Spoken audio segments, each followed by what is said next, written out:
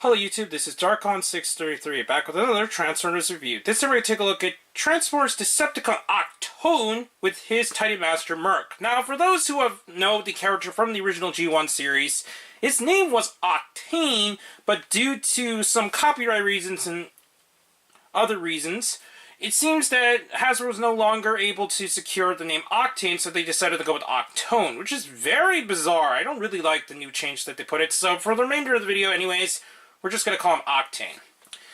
We're going to take a look at the box first. The box is in the standard Voyager scale boxes. It has a picture of Merc here. Another picture on the side, along with some of his body there. And he transfers in 22 steps with the bio on the back as normal. Now we're going to take a look at Octane here.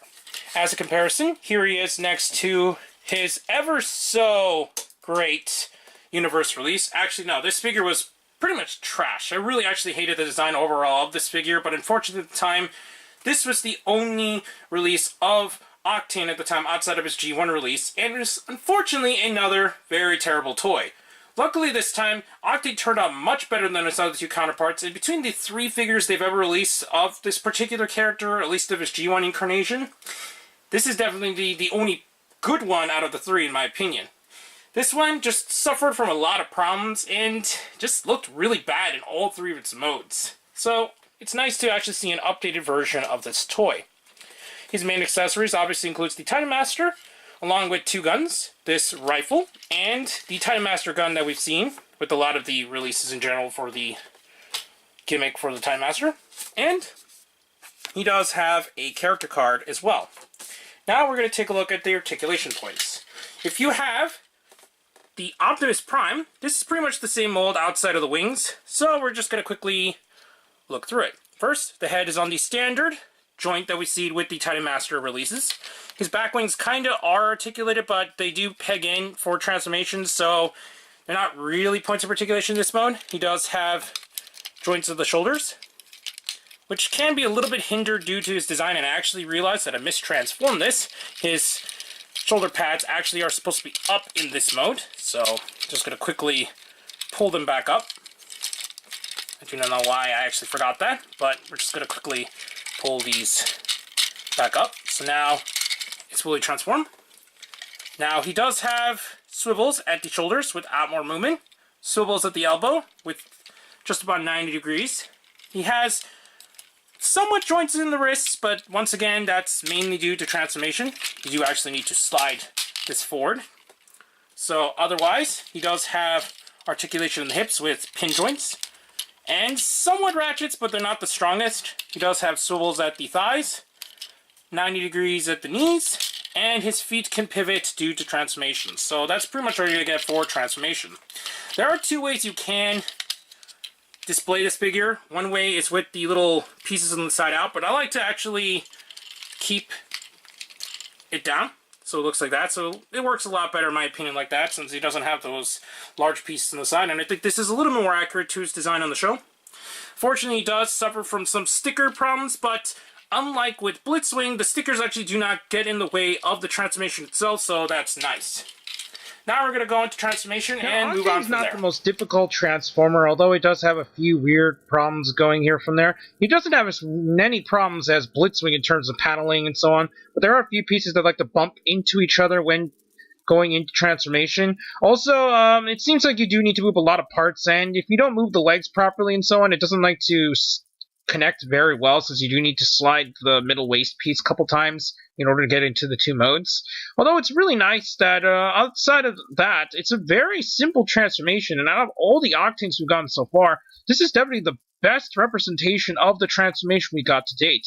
It does have some kind of connectivity issues, especially since a lot of the pieces like to not go into place, since you do need to slide the pieces into another area in order to peg it properly. And other than that, it seems pretty well done, and I think Tasker did a fantastic job in designing the transformation stuff this time around, since a lot of the Octanes just didn't turn out as well as I would like it to.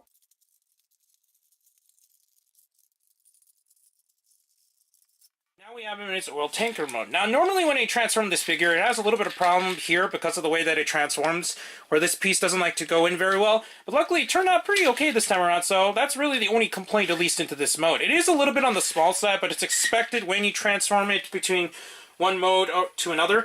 Technically, this oil tanker mode should be like at least 3 times its size, because these type of vehicles are really huge, but it's understandable why it's not in this particular scale, obviously.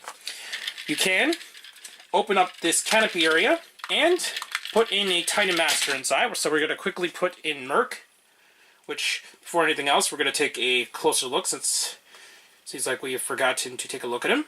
So here is Merc. He does have the standard articulation that we've seen with other Titan Masters, and he can peg in pretty well in here. And you can close the canopy, and there you have the oil tanker in general.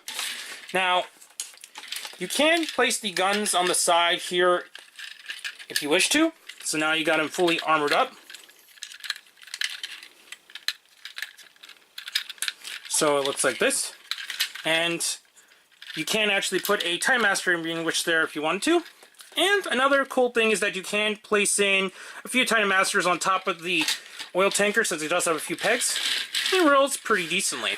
So that's pretty much it to cover up his oil tanker mode. Now Octane's jet mode is definitely not the most complex design we've ever seen. It does have a few interesting surprises in the way you transform it, but it's not the most difficult, and I think Castro did a really good job transitioning it into the new design. The problem with the old Octane was that a lot of the parts needed to kind of just peg in a certain way, and things just looked kind of weird in a lot of the areas, and I think they transitioned it much better within this particular release. It does have a few paneling problems, although it's definitely not the most problematic, especially when you compare it to Blitzwing, but either figure actually turned out pretty decent, and I think it's pretty cool in the long run that both of these figures turned out some of the best triple changers, in my opinion, compared to some of the older releases.